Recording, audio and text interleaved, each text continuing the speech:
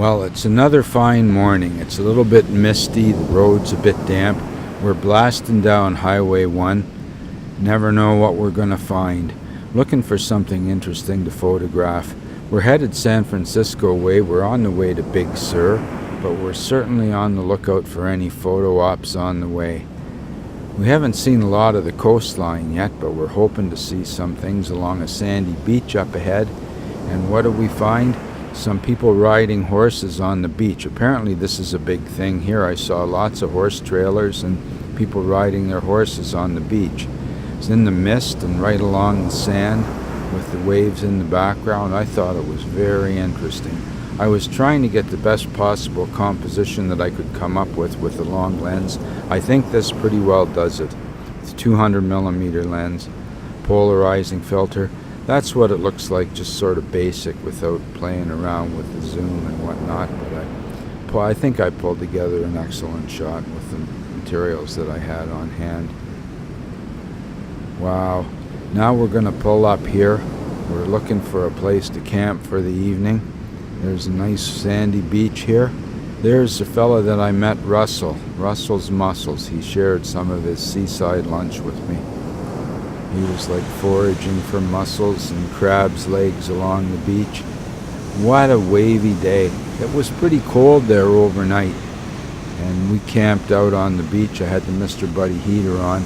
We were treated to the best sunset so far. We've been on the road for, I'd say, 7 weeks. And the best sunset we had was right here. It was amazing. We were there most of the afternoon. I was photographing some waves and the seashore and getting some audio as well. I like to get some audio recording. And the waves were just pouring in. I walked around. I got soaked a whole bunch of times with the waves trying to get some interesting photographs of wave action. I was using HDR. There's our van. That's where we were parked up. We didn't move much from there. This trip we're trying to kind of stay in some places for a while and not be driving non-stop. See what I mean about the sunset? Wow. This is HDR and monkeyed around with a little bit, but still you need to have the waves and the sun to really pull it off. HDR here with the long exposure and the waves sort of get a little bit muted and softened because of the long exposures involved. I was using a polarizing lens and about 2-stop correction for that filter. And look at the sunset. Wow. I was using a tripod, of course, because with the long exposures you need to use a tripod. I also use a 2-second delay so that when I press the shutter release, the camera waits for 2 seconds before it takes the photograph. Wow. I was just amazed, running around in the sand. My feet were soaked. I was getting my pant legs wet with the waves coming up. And you have to watch out with these waves. It sounds a little silly maybe, but they call them sneaker waves. That'll just come right up and pull you out to sea, and that's all she wrote. So you got to watch out for that. There's tsunami warnings here too that said if you feel an earthquake, head for higher ground, because you're right at sea level. Here the sun's dipping in behind the ocean. What a great evening it was. I was just excited for the full time that I was there. It was non-stop running around taking pictures, blasting around. I shot some video of the waves too. I'm not much of a video guy, but I like to put some video in. I'm pretty heavy into the still photography. That's what I'm looking for, a wall hanger, something that's good to look at, something you can put on your wall. And there's the waves again. Beautiful, beautiful day. There's the sunset coming in. Wow. A lot of people think you need a wide-angle lens to do sunsets, but in fact a telephoto lens is often much, much better for you. You get a little more aerial perspective because of the dirt and moisture particles in the air bring out the color. And the longer lens you're using, you're getting more of that aerial perspective in your photographs, so this is going to make them more colorful in the background. You can get some idea of the mist that's in the air there. It was so much fun. Look at the power in those waves. I mean, these waves can smash a ship. They can break up rocks. It's unbelievable, the power of water. eroding things, making sand out of rocks for as long as the earth has been here. What an evening.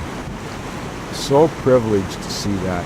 The miracle really is to walk on the earth. I mean it. It's just amazing. A little black and white shot there on a beach. It doesn't all have to be color. I have so much fun doing this. I haven't shot a lot of film this trip. I've shot about 2 sheets of film is all I've shot so far. I'm going to have to make an effort to shoot more film. Hopefully tomorrow we're going to be in Death Valley. We had a little computer problem and that held us up a bit working on the videos. But we're going fast now. I put in a solid state hard drive in the computer. It's working just great. We didn't lose any files.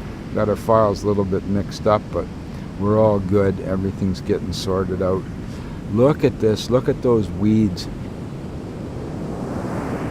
Here we are on Manchester Beach.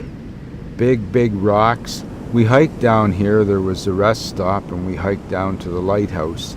I met a surfer there. He was just drying out all his gear. He's sold his apple orchard, and I don't think it was an apple orchard. He had a fruit orchard anyway, and he sold it all.